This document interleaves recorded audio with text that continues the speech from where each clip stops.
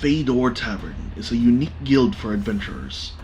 Inside is a regular guild hall where you can find everything you need for the wandering party of heroes and hooligans. But what makes this guild unique is its uncanny ability to be found anywhere it's needed. Folks would say that the guild is smack dab in a forest somewhere, and then have it appear near a desert or a city the next day. No one really understands how it works, but it has attracted many members. Any party who exits the guild's main doorway with an official quest will find themselves teleported to where they are needed to accomplish their quest. Heading back will only require the members to follow the glow of their guild tokens, and will soon find themselves back inside the guild hall itself. There are many quests that come through Fedor Tavern. None of the members know how the quests are retrieved. They just appear in the quest board where the receptionist catalogs and assigns a quest to an adventuring party. But one thing is for certain, these quests lead to many adventures, and this is just one of those stories.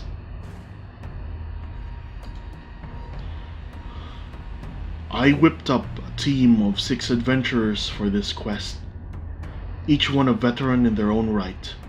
Magic users, warriors, 2 lycanthropes even. I can tell they have gone through the gauntlet out there. So we were sure of ourselves. We even picked up a new member to join us as support, an orc cleric. As we made ready, I began the debriefing of the quest in store for us. A banshee haunts the edges of Dark Grove Forest. Many travelers and convoys have spotted a woman in white, beckoning them to the woods. Those who follow are never seen again. They say she was buried near this way, her bones under an ashen tree, and cursing the surrounding area in mist and decay. Our job is to investigate and deal with this banshee.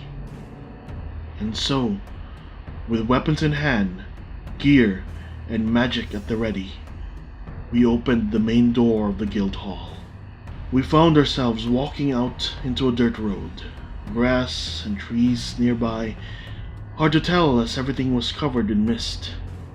Behind us is the wooden door of the guild, in the middle of the dirt road.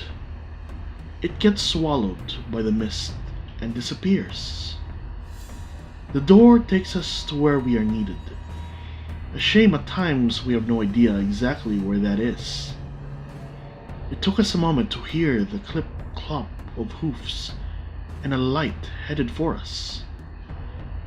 We decided to not take a threatening stance until we saw what was headed our way. It turned out to be an old man driving his cart, a lantern to his side. He notices us on the road. "Travelers, we don't get that many here." I stepped in, representing the group. "Hello, sir.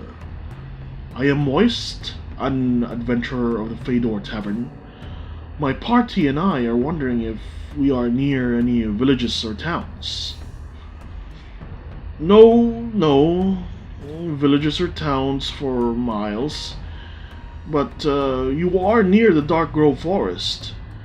This dirt path is used by many travelers, though not so much now." My party immediately reacted to the mention of the forest.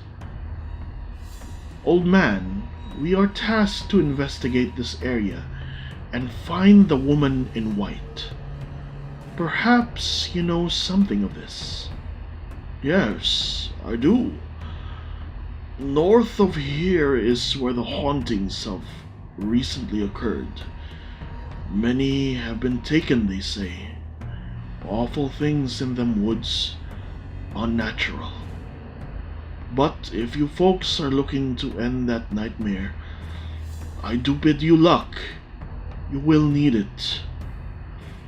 Moist nods his head and thanks the old man for his directions. The old man continues on and shouts back to the group, "Beware the mists! It is easy to get lost in." The sound of his cart and horse suddenly stops as the mist seemingly consumes him. We also noticed that on the dirt path there were no traces of hoofprints or the wheel marks of his cart on the ground. We got our direction and we went in.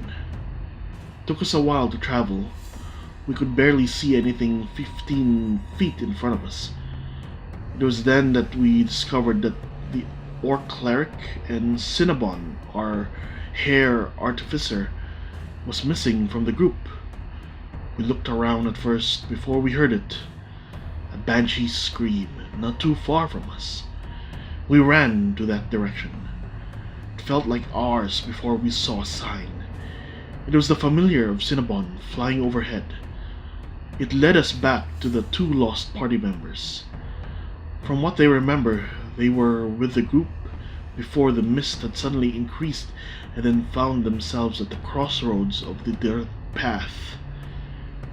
They encountered the lady in white when Cinnabon, using his thunder gauntlets, attacked to blast the banshee away.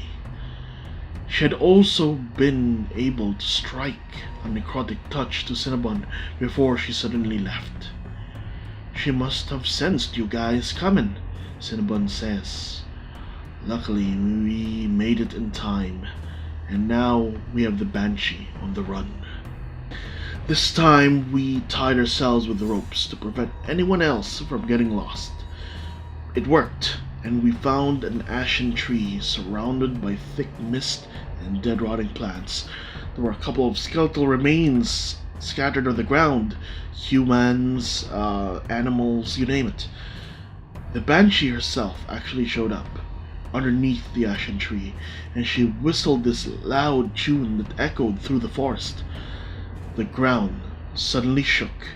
The skeletal remains came together to form warriors and large skeletal abominations. It was a fight for our lives.